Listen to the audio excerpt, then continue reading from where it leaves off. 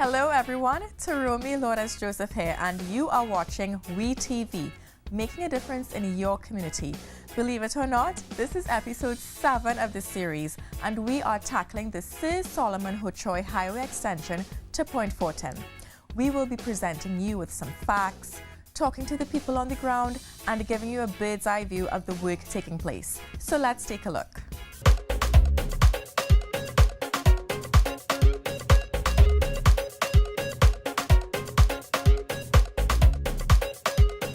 Can you tell us what you think about the upcoming opening of the Point Fortin Highway?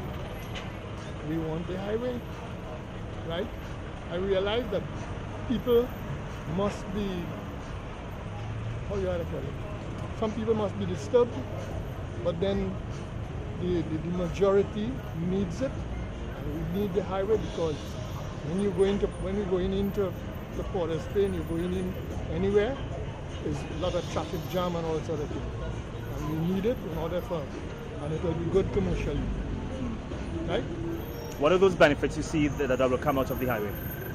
Well, the benefits, a better commercial life to the area and everything. Can you tell us how you feel about the upcoming opening of the Point Fortin Highway? Very good. We love the highway. We need the highway. It's economical. Let the Prime Minister finish the highway. It's a blessing in disguise what that Prime Minister is doing for us in Point. From Sando to Point Fortin or Pottersville to Point Fortin. Thank her very much for it. Do you see any credibility at all with the with the findings of the Armstrong report? No. The Armstrong can't come to tell you what to do here. We know what we want, and the Prime Minister knows what we need, and she's giving us what we want. Touch a bit on the benefits and positives of the highway when it's done.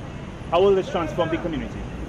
Very good. Firstly, with transportation, you will reach where you're going with no traffic. That is the first thing. And everybody else will benefit who lives on the highway, could open business and so forth and whatever, you know. It's a blessing in disguise to Kamala Prasad, our Prime Minister, and what she was doing, and give her a chance again to finish building the highway. Can you tell us how you feel about the upcoming opening of the Point Fortin Highway? Well, I think it's a very good idea. I think it's something that it's long awaited, you know, and being from South and the way how Point is developed, and a lot of people that come down to Point every day, you know, and I think it's a great idea. It's a way to cut the traffic on this route to come down to Point Fortin. And me, being an owner of a business as well, I do a lot of back and forth going from Port of Spain to the Point, and it will definitely help me out a lot. Do you have any questions or concerns as it pertains to the Armstrong report? Not really, no. Yeah. No. But You just see the benefits? yes, I do. Are there any downfalls to the opening of the highway? Well, in my opinion, what can I say? Probably there may be, but I think it will benefit a lot of people in the long run, you know. Sometimes you have to make decisions to develop the country, you know. Okay. So, I mean, it's just something that needs to be done. Are you looking forward to the opening of the Point Fortin Highway? If so, why? Yes, I'm looking forward to the opening of the Point Fortin highway because it takes a while to get from Point to Sando, and almost 2 hours. So, hope it could easy congestion. How long does it take now to get from Port of Spain to to Point Fortin? Or you said San Fernando? Yeah. How long does it take to get from San Fernando to Point Fortin? And how long do you think it will take after the highway is built? I'm hoping it. No, right now it's approximately 2 hours, could be an hour and a half. And I hope that as the new highway open, it will take 45 minutes. What do you think good will come out of it? Well, more people come to the south to the Point Fortin Borough.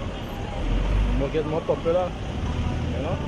And so this to be before, you know, more attract more crowds. Awesome. Yeah, more foreigners as well. The highway is needed. The highway is needed for progress. But the issue with the Armstrong report and with Douglas, I think it's reached a point right now that we need to get some kind of compromise because this thing reaching a point now that it's taking a direction into What do you think a compromise would look like? They have to sit down and work that out. But I think it reached now that have too much of strong views on either side, and if that is the case, some compromise should be made. How do you think the country is split on that? I think it's split maybe right down the middle. According to the people who are affected, right? I mean, people in Point Fortin will want the highway because of progress, and the other people who are going to be reallocated. Yeah. I mean, there's a major turn up in their lives. So I think that everybody needs to sit down and make some kind of. It's time to come to the table and get some kind of compromise. My honest opinion is that we need it for the development at this point in Trinidad and Tobago, especially when years ago we removed the train from the system. Right. And we had a lot of difficulty implementing public transport, which we know is very difficult. So in the absence of the train and have so much more modern form of transportation, the highway is ideal for expansion. Right. Many elements for growth. Okay. Do you think there are any downsides at all? None at all. So think about it soon to be open, because it isn't open as yet. It's soon to be open Port Highway. So far, it is causing a lot of unnecessary traffic where it concerns the actual phase of going through to the process of making the highway.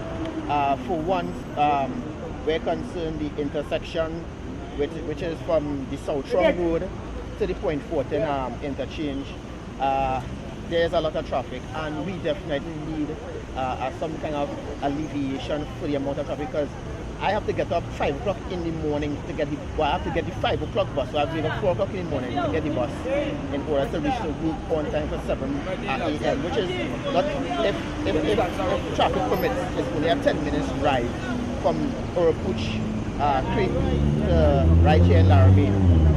So highway, besides the negative impact it might cause on the environment, it is right now a necessary thing for commuters and hardworking people. Can you tell me how you think about, or how you feel about the opening of the soon to be open Point Fortin Highway? Yeah, but I don't have no objections, because I think it will really be useful to the citizens. The majority of us really looking forward to it. I am looking forward to it too. In what way you think it will be useful? Because the easy traffic, because when you sit in a car with all this traffic all the time, it's very frustrating. By the time you get to your destination, you just can't function properly. So with the highway, you move faster. So I think it's a good idea. Do you think there are any negatives to the building of the highway? No, I don't see it from my point of view. I don't see anything. What I could say is that I agree with the highway for down south because of the creek and our problems that we face on a daily basis, and we really need the highway down here. But I cannot say at this point in time what will be the negative effect on the highway passing through Mondays. I would be able to say that, but I know that the people need the highway right now. We in South, we need the highway, and I think that is one of the best thing the government ever do since they're in power, is the highway. Number one. Yeah. Because it's too long, too much years now, people waiting for this highway and they're not getting it. Now we get it now. What is the problem? Thanks so much. So, I greatly appreciate the new highway. The Alice Creek Bridge. Portal type, short span bridge structure will carry 4 lanes of traffic. Type of bridge, reinforced concrete portal frame founded on piles. Number of spans, 1. Total length, 7,000 millimeters. Total deck width, 28,880 millimeters.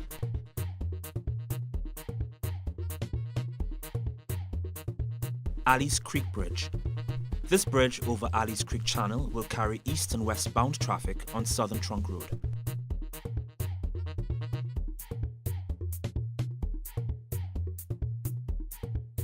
Godineau Bridge. Both bridges will be built on the new road alignment.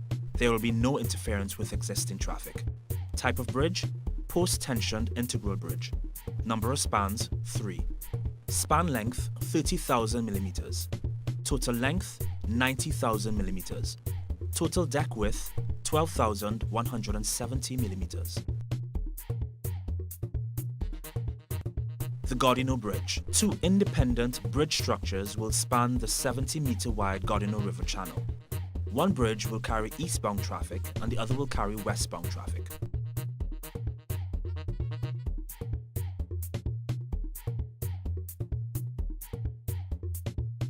The Golconda Interchange and Bridge, northbound and southbound bridges.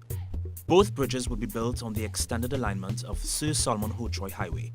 Extensive traffic management was required during the construction of the bridges. Type of bridge, post-tension semi-integral bridge. Number of spans, 1. Total length, 35,500 millimeters.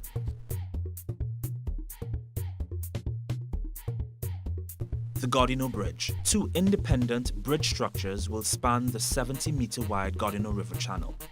One bridge will carry eastbound traffic and the other will carry westbound traffic.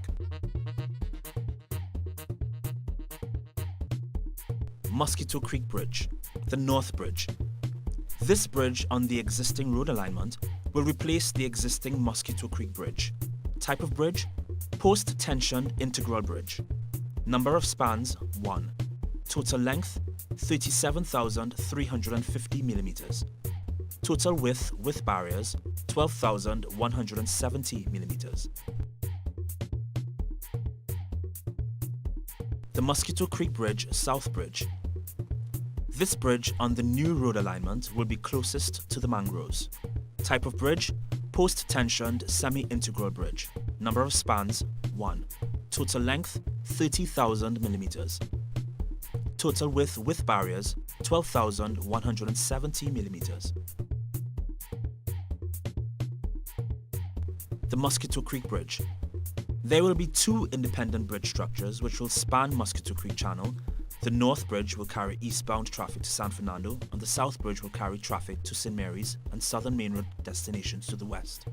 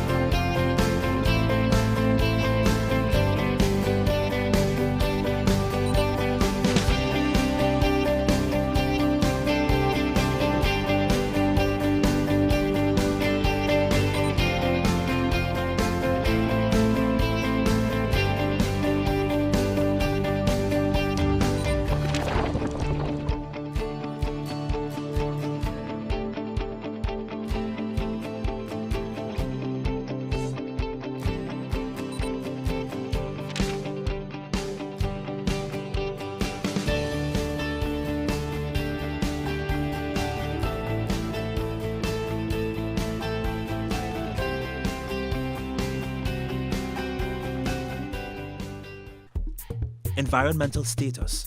Decommissioning of 2 oil wells at Naranja Trace Mont Desir. This CEC has been granted. Decommissioning has not commenced. Decommissioning of 33 oil wells at St. Mary's Junction, Point Fortin. Decommissioning works have been completed. Decommissioning certificates were forwarded to the EMA accordingly. Local content compliance by the contractor. As part of the employer's requirements, the contractor and the engineer are required to maintain a minimum of 40% local labour in their staffing throughout the project. The percentage of local content has been determined at 91%. Relocation of utilities. The relocation of utilities for the project includes Petrotrin and Primera oil wells and oil lines, Flow, TNTEC and TSTT poles and cables, WASA water and sewer pipelines together with NGC, Phoenix Gas and BPTT natural gas lines. These utilities traverse various segments of the project's right-of-way, and these relocation processes are at various stages based on the construction phasing of the segments. Acquisition. The total number of property owners with whom negotiations have been settled to date now stands at 315. This number represents both pre- and post-contract acquisitions and includes houses as well as land-only acquisitions. The breakdown of the 315 acquisitions is as follows. Legitimate landowners, 126. Currently land tenants, 45. Squatters, 107. Properties settled but not paid, 37. Total 315. The progress of design activities of the project are as follows. Phase 1 design works completed 99.41%. Phase 2 design works completed 91.55%. Phase 3 design works completed 74.25%. Phase 4 design works completed 75.15%. In design and construction, based on the total works achieved, the overall percentage completion on the project is 32.26%. This percentage includes design, engineering, construction, campsite, provisional sums, and variations. The total percentage of design works completed on the project for this period has increased to 85.21%. In construction, the total percentage of construction works completed on the project is 22.07%. With regard to expenditure, the total payment made to the contractor as at August 2014 equates to TT dollars $2,426,125,902.42. The total expenditure on the project to date is TT dollars $3,156,100,529.93. This figure is inclusive of consultancy fees, land acquisition fees, management fees, outreach, construction contingencies, and construction. The Golconda to Point Fortin Highway Project, the SSHHEP, is comprised of approximately 47 kilometers of 4-lane highway and 2.5 kilometers of 2-lane highways. Design and construction works for the highway started in March of 2011, and the contract's scheduled completion date is March 2015. Junior Edwards, foreman. What does a foreman do? A foreman does oversee the work during the course of the day and get the men going. Can you tell me how you feel about your contribution to such a big highway? Well, I feel great. Very great to be part of the history of Trinidad and Tobago. Anything further that you'd like to add? Not really, but I think that's why I said should do it. Feel good. Okay, my name is Frankie Moses. My position here is earthworks. I'm an earthwork foreman. Actually, 3 years. What does an earthworks foreman do? Well, an earthwork foreman gets that is preparation of the work, the whole job, excavation, cut, start from foundation and build. Right, my position here, is to make sure first is to work safe, get the job done to my best ability, and continue working at OS because OS, I am been proud working at OS because OS sent us to school and I learn a lot. I educate myself, so I share the little knowledge that I get, I share with them, other fellow workers. And as I said, I've been proud working with them. I have no problem, I have no complaint. So all I want to do is just continue working, do my best, and at the end of the day, be safe. Can you tell me how you feel about your contribution to the completion of such a highway in Trinidad? Well, my contribution, I feel high about it because every day I out here toil and Sunday to Sunday and work hard to make sure that it reached to progress, right? And that I'm proud to see that it opened before time. Understand? They have a date set, and I'm proud to see that the date they had target complete before that time. This episode is so jam-packed with information that unfortunately we will not be taking your calls live in studio this week. However, you can leave your comments and questions on the Ministry of Works Facebook page or tweet them at MOWIGOVTT. Now for a quick break. WeTV on CTV will be right back.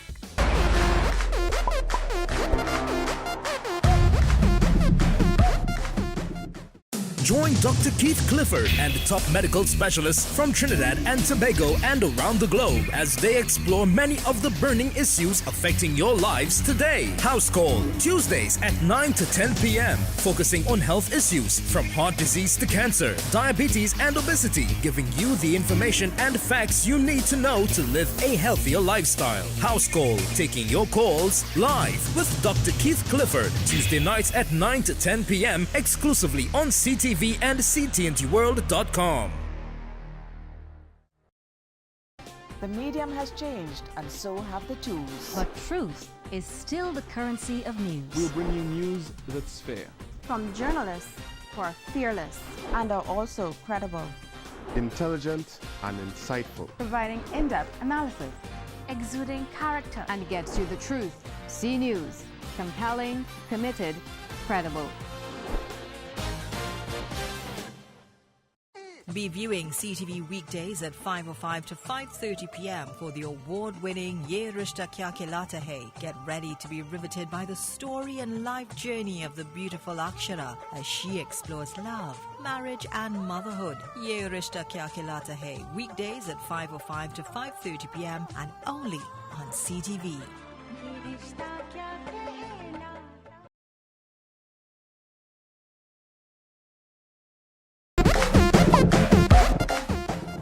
We're seated in the office of Dr. Carson Charles, who's the president of the National Infrastructure Development Company Limited, NIDCO. Dr. Charles, thanks for having us. Thanks for being on the show.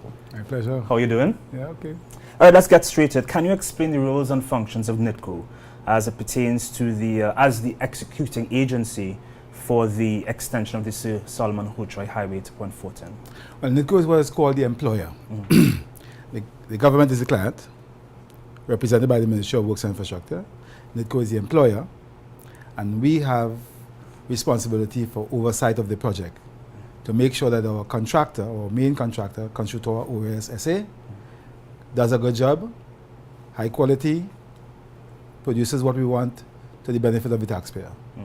We have a consultant, a supervising consultant on the project, which is referred to as the engineer, and that is AECOM.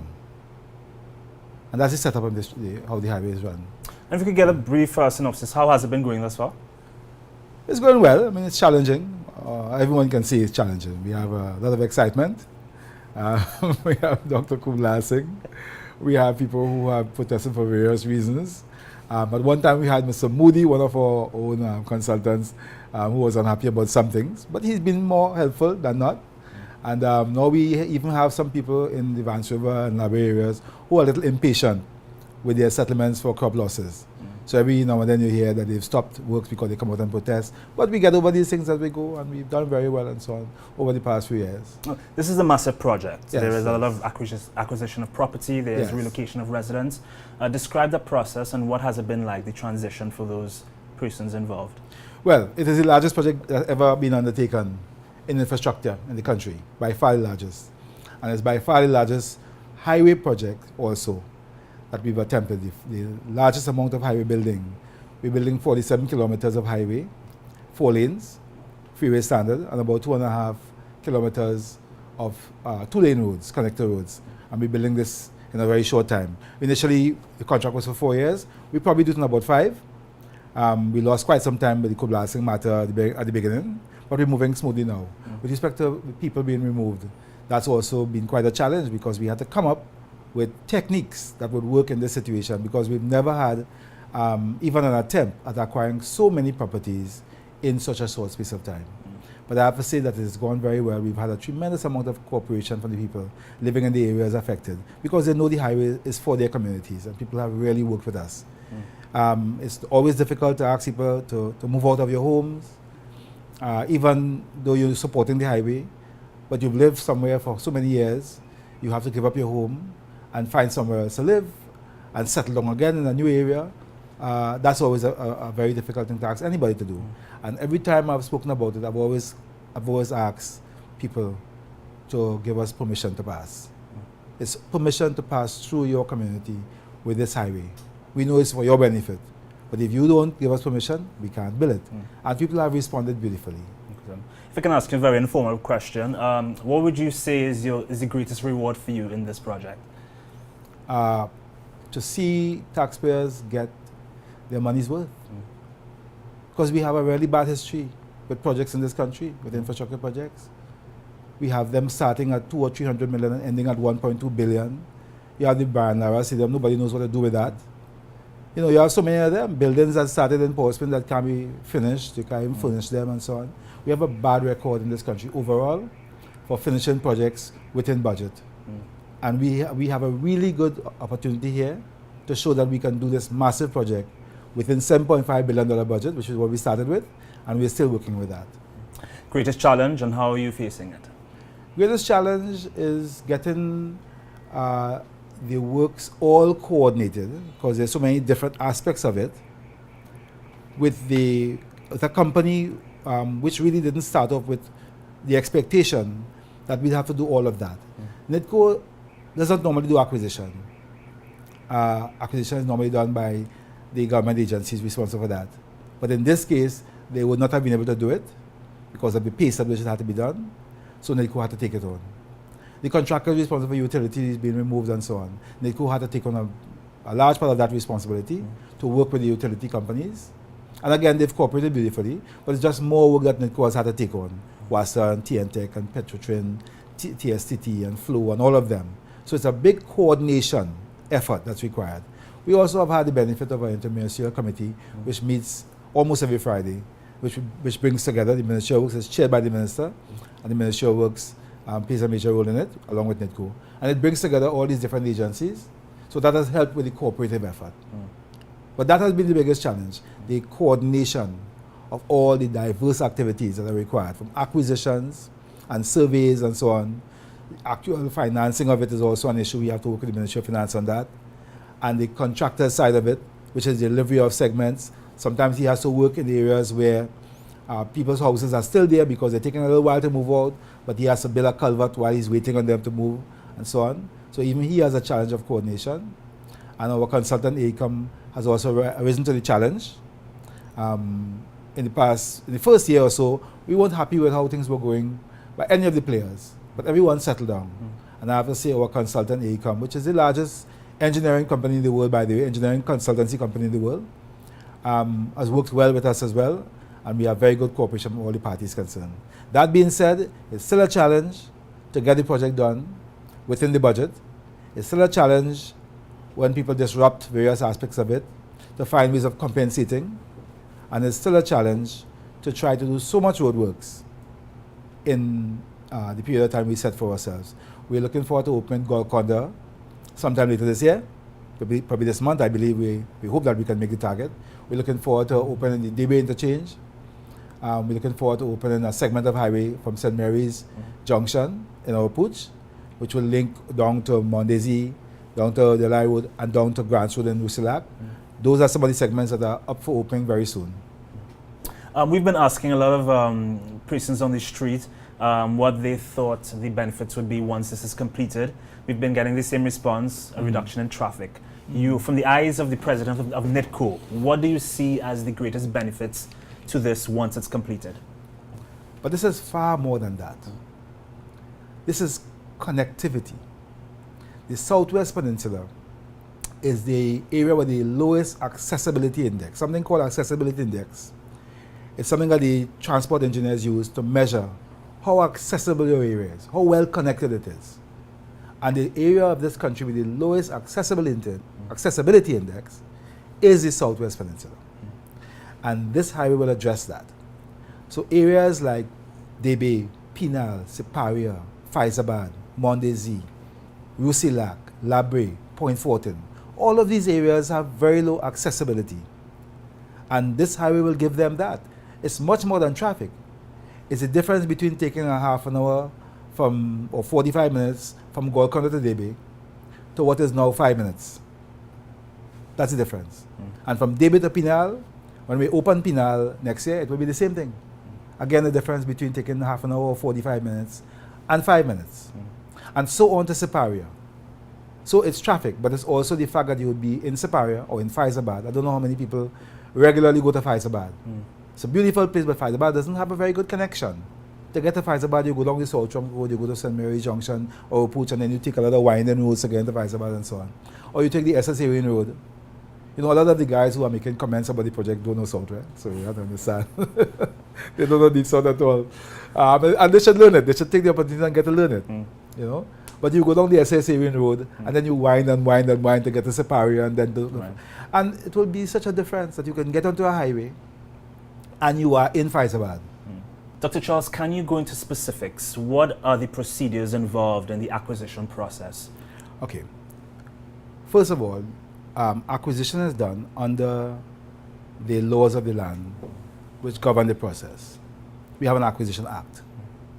That provides for the government to publish several sections of the Act.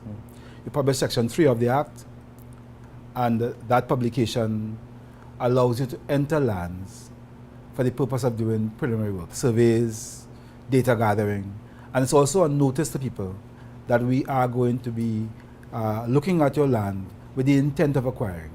We're not certain we're going to acquire your land yet, but we're looking at it with the intent, because we won't be certain until we've done our designs and we're sure about the path of the road and so on, right? So we published Section 3. That was done years ago.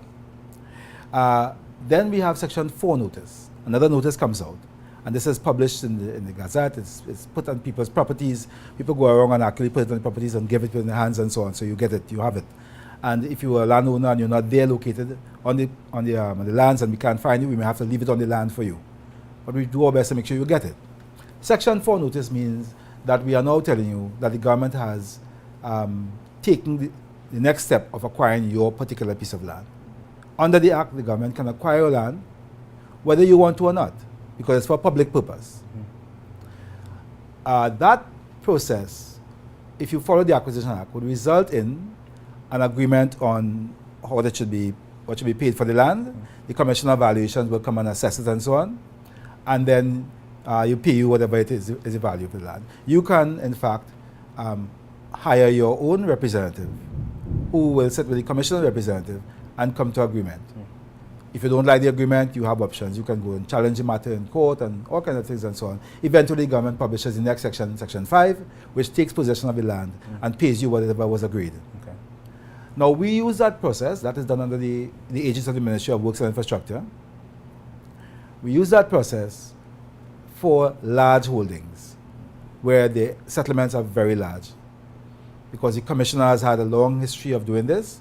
So, for example, if we are acquiring the property of a business, some big business owner, like in St. Mary Junction, which we acquired Sijetan sawmill and lands recently, or we have other lands later at Point Fortin, Genfab and so on. We have some big owners of lands, properties who have to move their properties, etc. The Commissioner of Valuation will do that.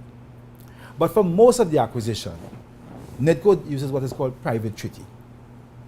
NIDCO was authorized by the government to enter into private treaty negotiations. This is how we've been able to really speed the process up. We will go maybe 10 times as fast as the Commissioner could go under this process. We have hired several consultants. We have invited all the people whose lands are to be acquired to also hire their representatives. So they've hired valuers who are accustomed to doing this business. And our consultants, who are attorneys, also have valuers. They value the land, and the people's representative value the land. the property, the building, all your losses that you could face for having to relocate your business. You have business loss because you may find that it may take you a year or two before you can restart your business. So there's a business loss. In some cases, there's crop loss because you were planting crops. You may not be a big farmer, but you still nonetheless had some crops, so you've lost something. As a regular residential occupant, you wouldn't have business loss, but you'd have lost your property, you'd have lost some of your belongings that can be replaced and so on. So these people negotiate and they come to an agreement. NIDCO has its own internal valuation department that does an independent valuation on property. So when they negotiate, they have to negotiate within the range that our own people say from our independent check makes sense because we have to approve it. So you've got three professionals in the picture, 2 negotiators and 1 is a watchdog. After that, it goes in a report, it comes to me, and I send it to a committee, a cabinet-appointed committee, which has representatives from NIDCO and the Ministry of Housing, both Works and Housing, and so on, Ministry of Finance. Different people are on that committee representing different interests. And they sit and they make sure and check all the processes are in place. It's chaired by one of our directors of NIDCO, who is an attorney, to make sure all the legal documents are also in place. And then when they agree on it, it's sent to our tenders committee, which must also agree. Then if it's above a certain amount, it goes to our board of directors for approval. So there's this process. When we're finished, it has been scrutinized and we want to show the settlement makes sense. It's a fair settlement because the taxpayer is paying. But the owner must also get a fair shake. And that's why the owner gets to appoint their representative, their professional valuer. We pay not only for the settlement, but we pay for the professional valuer services. So as the owner, you have to pay nothing. But more than that, we give you an incentive for immediate movement because we can't wait. Normally, if we come to take your property after we've settled, you will have to take some time to organize your affairs to move and go live elsewhere. We say, listen, if you will move within 1 month, we will give you a little incentive for that. More than that, if you have to move, you don't know quite where to go, you have to pay rent to go somewhere perhaps. We pay rent for you. Of course, we have a limit. You can't go into a really big mansion. Come off to Westmoreland, anything like that. But right. So we've got a limit. But within that, we pay rent for you. Initially, we rented apartments for people, lots of apartments for people. But we found that most people prefer to find their own apartments or houses to rent. So we pay the rent for up to 1 year for them. And they get a chance to go and settle themselves before they can build it. Now, this applies to people who are owners of property, but also to squatters. Also to squatters. For squatters, we can't pay for the land. You don't own the land. You're squatting on state land or something. But we pay for the building, the structure that you put up illegally, but we acknowledge that you had an investment there. And as a citizen, you're going to lose that investment. And in keeping with what I consider best practice for this kind of large project, it's expected that when you finish the project, the people who you dislocate will not be worse off than they were before you came. So therefore, squatters are compensated for their buildings, and they therefore get some money for that, and they also get rental payments, so they can find some place to rent. Now, the government has gone further than that. The government has provided this assistance in NIDCO in the form of 3 sites, 2 for relocation of residents and 1 for farmers. Farmers at Golconda, residents who are owners of land and property at Pitimoon, and squatters at Picton. At these 3 locations, people get offers from the government. In the case of farmers, they get a parcel of land, a 2-acre parcel of land. In the case of the persons who are bona fide owners of property, you go to Pitimoon, and there you get a lot of land for the cost of $50,000, but it's a fully serviced lot. Roads and electricity and water, so its values may be $300,000 or $400,000. And for $50,000, you get that. And for squatters, you also get a lot at Picton, fully serviced. So you don't have to be a squatter anymore. You can go and build on that lot. And that is also for $50,000. But you have a period of 30 years to pay for it. So you simply pay an annual figure. I think it's about $1,700 a year. Over that period, you can pay. So if you were a squatter and you had to be moved, you don't have to be a squatter anymore. You can be an owner now, or with a lease from the government for a parcel of land at Picton, and you can build on it. There are lots of offers that Self-Help Commission, Ministry of Housing and Social Development all have to assist people in building.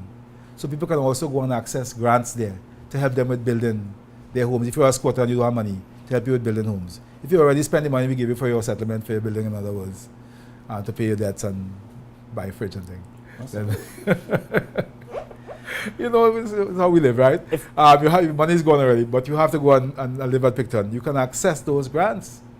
And we are also working on an additional little something for them.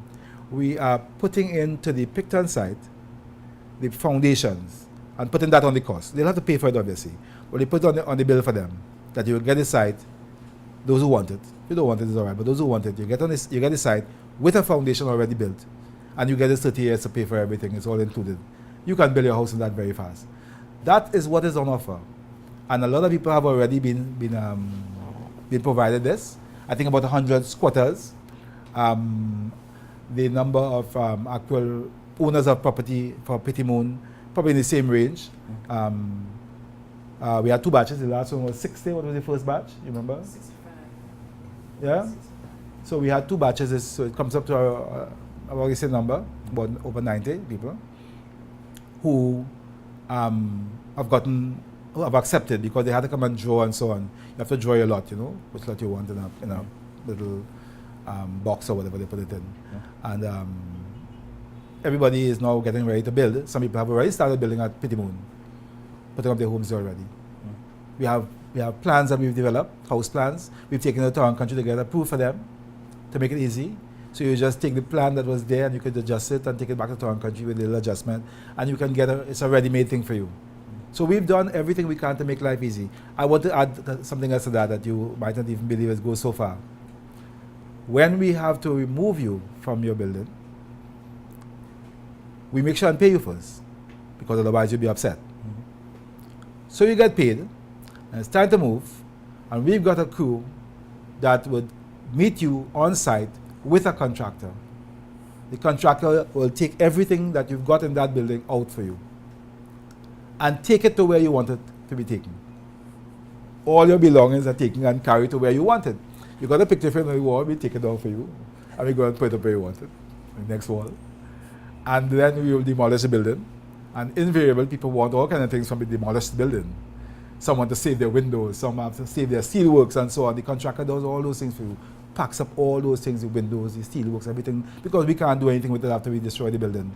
So you get to take that. Although you've been compensated, you got to take all the things that you still want to hold on to and take it to your new location. That's why you see nobody has been making any noise and protesting against us for removing them, because we're not kicking them out, we're not throwing them out. We're working with them. We have so far removed, I think, was it 365 people?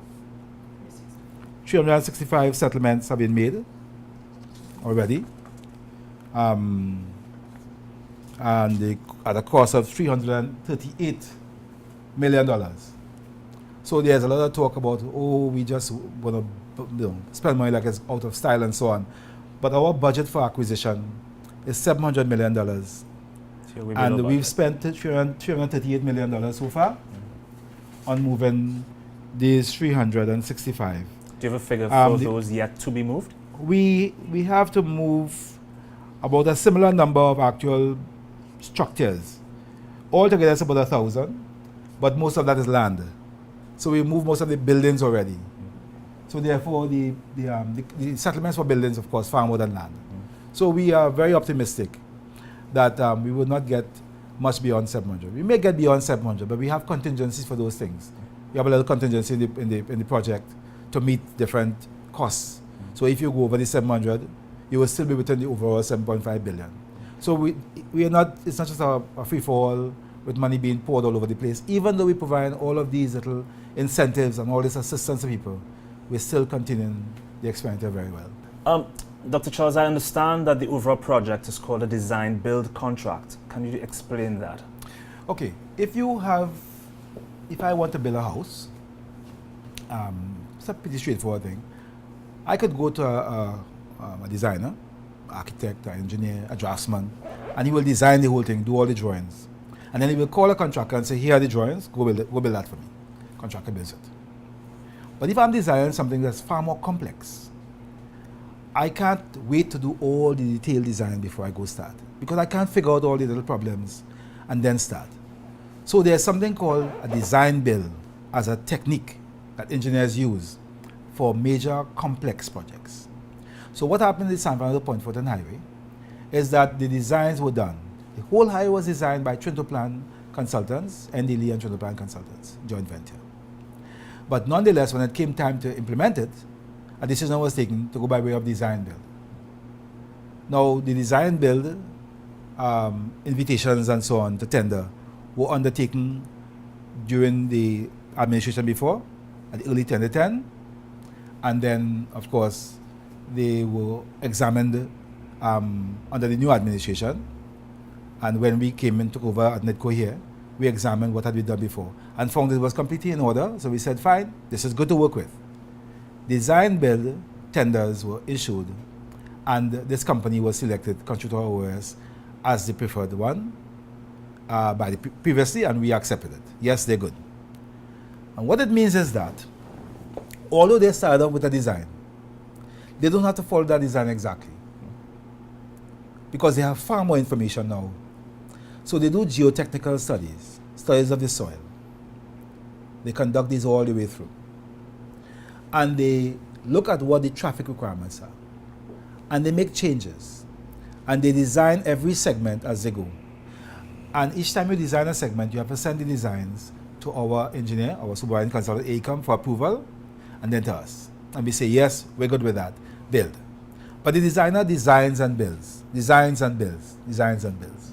So he doesn't do a design for the whole highway all at once. Okay. He designs and builds as he goes. That means while he's designing a segment, you start with what they call a 30% design. It's a general idea. And then he will move to 60%. By the time he gets to 80 or 90%, he is building already. So while his engineers are completing everything, construction is going on. That allows you to expedite. It also allows you to deal with problems that arise on the go and bring them into the process and keep going with them. But very importantly, it transfers a significant amount of risk to the design build contractor. And there are some contractors that are expert at that. They have their own designers as part of their team, like OS does have their own design team with them, and they are experienced in design build. And they would take that risk from the employer, because if we design it, and when he goes to build, he finds that something is not quite what was told to him, then any extra costs we have to pay, which means we don't quite know what it will end up at. But when you do a design build, you transfer a lot of that risk to the contractor. He gives you a lump sum price, and he says, I'll build it for this. So when he finds something there, he has to figure out a way of handling it. And we are still protected with the overall cost. He only claims against us for additional costs when it's something that's our fault, or when it's a natural event that can't be forecasted by anybody, right, like some act of, some natural hurricane has come and damaged stuff, or earthquake takes place, or there's some event. But otherwise, he must carry all the costs for this project within this lump sum, because it's an all-inclusive design build project. Within this project, you obviously were met with wells that needed to be capped and pipelines that needed to be moved. How were those dealt with? Well, that was one of the challenges, major challenges. We met with Petrotrin, the chairman and president of Petrotrin, and some of their senior managers to explain what was taking place. In fact, previously that we showed some of one of the cabinet committees that we are building a highway through an oil field. I think people were quite impressed with that, said, what, no one thought of that. Remember, the highway to Point Fortin is going through an oil field. And when you look at it on the map, you see all these wells dotted all over the place and so on. Pipelines crisscrossing all over the place, oil lines. In fact, we discovered that there were even disused oil lines. Under the ground, when the guys went to work and they started scraping, there's some pipe there. What is that? Nobody knows it's even there. Because Petrotrin has an old history. Remember, Petrotrin comes from Trintopec, right. All the previous companies from TPD all the way back. And they all have history upon history. So they can't even tell sometimes disused stuff that's left under the ground. So it was quite an adventure to find stuff there. But we got beautiful cooperation from Petrotrin. We signed a contract with them. And they capped the wells, accelerated process they use for capping quite a number of wells. I think the first set of wells were about 35 wells they started with, and then they went on to others and so on. And we still have some wells to cap in the area of Siparia to Faizabad, because we have a private company that's there, Primera Oil Company. And when we get to that area, in terms of the works, we'll have to cap wells here as well. But for the section all the way down, when you get past Mount Desi and you're going towards Labre and then Labre to Point Fortune especially, and for the area from Debe to Pinal, we have dealt with those. We also had to remove a lot of pipelines that were live, actually carrying petrochemicals, so that you have to do a two-stage process.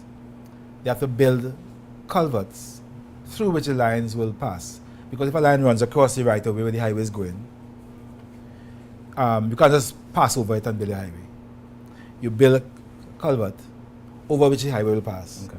And then the line is taken and then crossed below it and continued, so that they'll be able to continue to maintain the lines below the culverts. So bottom line, all is safe? Yes, all is safe. And even now we're still dealing with some major ones. We have to cross the Vance River gas corridor. That's a big gas corridor where BP and NGC lines are passing. And right now we're still in negotiations with BP over that matter, involving the Ministry of Works and Ministry of Energy, all trying to coordinate this process with BP, waiting to get approvals so that we can cross that corridor. We're hoping to construct slabs over the corridor, so the lines will be passing below, but the slabs will be movable, that they can take them off, although the highway passing on them. They can be taken off in the case that they have to access the lines and repair them in any emergency and put them back on and continue. But that's a work of discussion. In the David Pinal segment, what we did is built a bridge over the gas corridor. But it's very expensive, and we don't want to have to pay that kind of money for crossing the Vance River gas corridor, so we're still in discussion. Thank you so much, Dr. Charles. You've cleared up a lot as it pertains to the ongoing works on the highway, Sir Solomon Hochoy Highway. We've been in the office of the president of NITCO, Dr. Carson Charles. That's it for this episode of We TV, making a difference in your community. On behalf of the team and myself, thank you for watching and good night.